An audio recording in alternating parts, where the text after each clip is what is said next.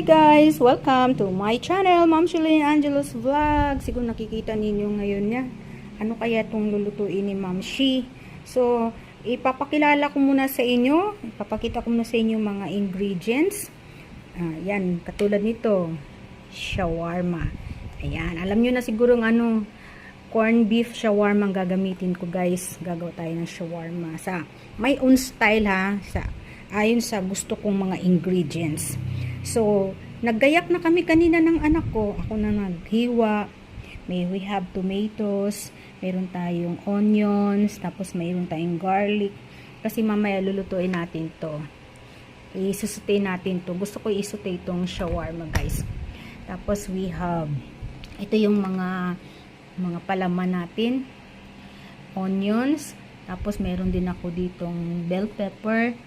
Tapos yung cucumber, may cheese tayo, maglalagay tayo ng cheese para mas masarap, tsaka lettuce, at of course yung feta. So naano na to, nagawa na to ng anak ko guys, na luto na niya ito. So medyo mainit pa nga, at syempre hindi mawawala yung ating mayo garlic sauce na ginawa ko. So nag video ako ng ito lang guys, ito lang kung paano ginagawa yung yung mayo garlic sauce. Ladies choice lang guys, dalawa yung ginamit ko na tag 200 ml, tapos gatas, asin, suka, nilagyan ko ng suka yan guys, tapos sugar, tapos pamintang durug-durug yan. So yan ang mga ingredients. Mamaya papakita ko naman yung paggisa ko nito mamaya dito sa bewang at saka sa sibuyas. And then after that, pag nagisa na siya, ito na yung ating ipapalaman guys. So ito yung mimirendahin namin. So request ng anak ko ito. Matagal na niya itong request guys. Hindi ko lang magawa-gawa since ngayong araw na ito ay medyo hindi tayo masyadong busy. Aside from sa tindahan, yun lang, pag walang bibili, dito ako kasi di naman ako ngayon maglalaba. So nakapaglaba na ako the other day, so wala akong labahin ngayon, kaya ito naman ang gagawin ko, ang cooking. And guys, yan ang mga ingredients. Ayan guys, lutuin na natin yung corned beef shawarma. Hindi tayo gagamit ng beef talaga guys. Yun na lang naisip ko. First time kong gumawa. Tignan natin kung ano magiging lasa. Masarap ba ang corned beef shawarma? Mayroong ganun ibig sabihin, pwede gawin sa shawarma. Ayan, ang sarap nitong shawarma na ito guys. Mayroon siyang buo-buo. Kaya mayroon kang makakain talaga. Hindi siya katulad ng corned beef na durog talaga. Ito may buo-buo. So, igigisa lang natin mabuti hanggang sa mawala yung parang sabaw-sabaw niya. Gusto ko yung talaga.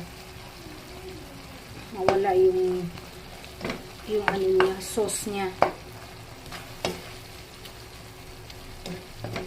Ayan, sarap. Ayan guys. Malapit na siyang yun. Ang pumutok-putok. Hindi nawawala-wala na yung niya. Hi guys! Ayan. Gagawa na tayo guys. Unang tikim. Siyempre ako guys. Ang ating unang ilalagay. Depende na sa inyo yung guys. Kung anong gusto nyo unahin. Ako cheese. Gusto ko yung cheese. Ay. Tapos lettuce.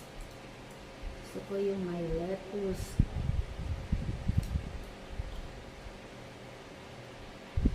Cucumber sa ibabaw.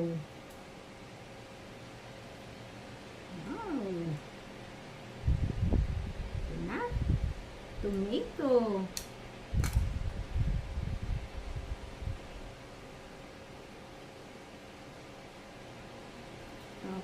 Tapos, ito, onion.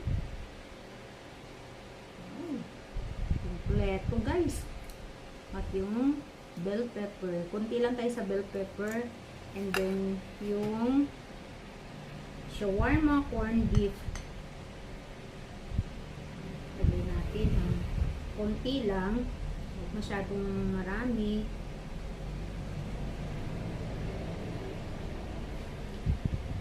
Yan. And then, yung mayo garlic sauce.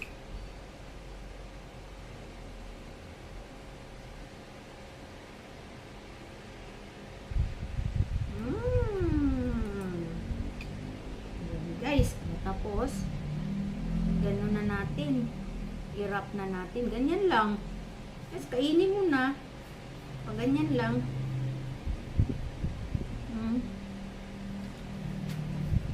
Yan, no? Ayan na guys, unang kagat. Tingnan ko masarap.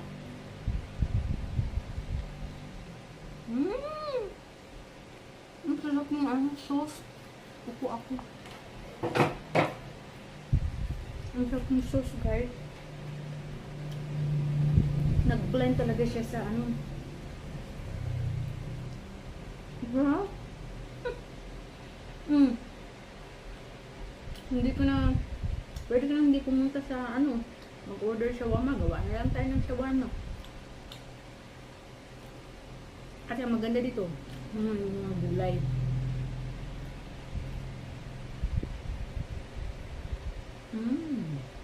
Ha? Masarap yung fita. Tortillas. Ano tawag ito? Fita wrap. Fita wrapper. Ilarap natin siya sa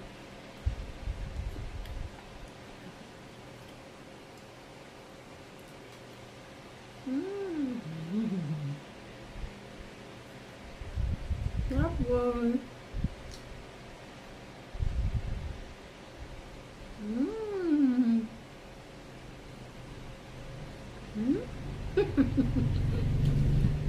Thank you guys for watching. Masarap talaga. Gawin nyo guys. Ito. Sariling style ko lang to.